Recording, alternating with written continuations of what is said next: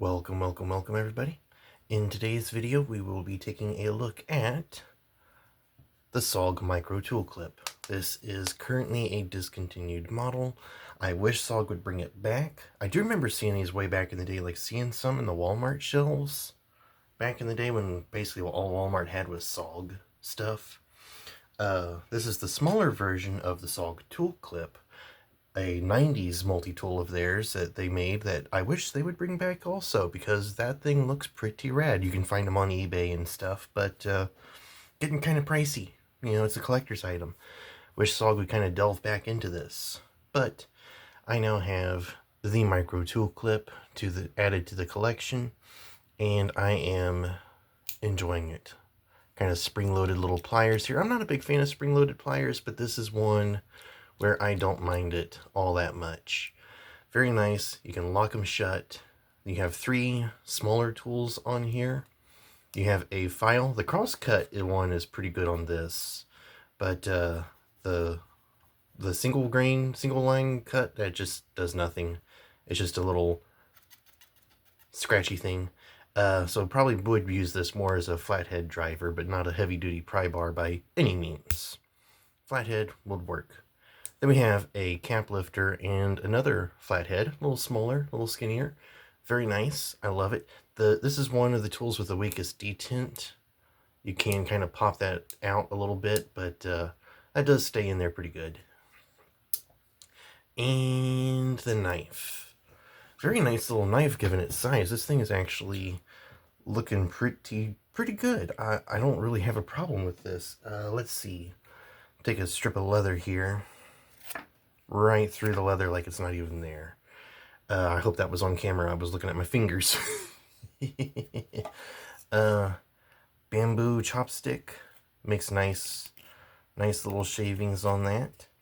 Not sure of the steel. I think it's like SOG's usual, like 5CR13 stuff like that. Nothing fancy.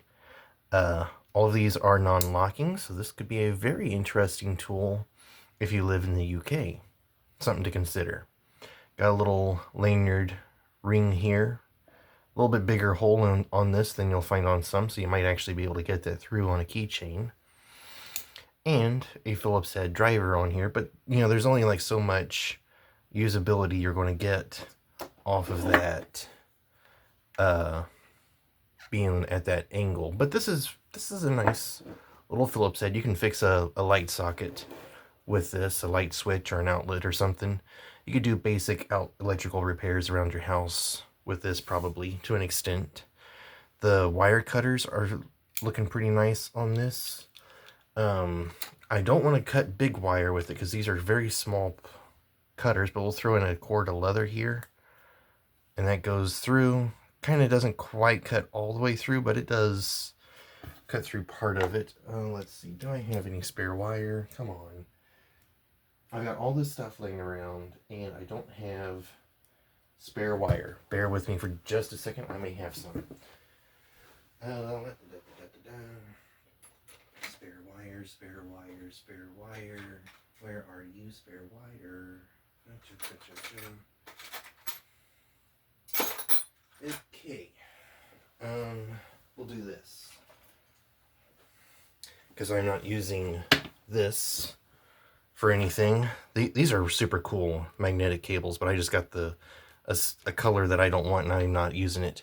But these are like little magnetic things for your electrical devices and things, and instead of like plugging it into your device and wearing out the charger receptacle, you plug the little magnetic bit for that into your device and then just connect off of this magnetically, and then if you like forget to disconnect the cord when you get up to walk away from the outlet or something, it just pops right off, doesn't damage anything. These are fantastic. But that cuts through the little twist tie, no problem at all. And these are small wires in here, but we will still give that a shot. It does cut through, but I think the webbing is kind of snagged a little bit there. Yeah, as easy as that knife cut through, that was just the webbing of the sheathing that was holding that up. Use the knife, dig through a little bit there.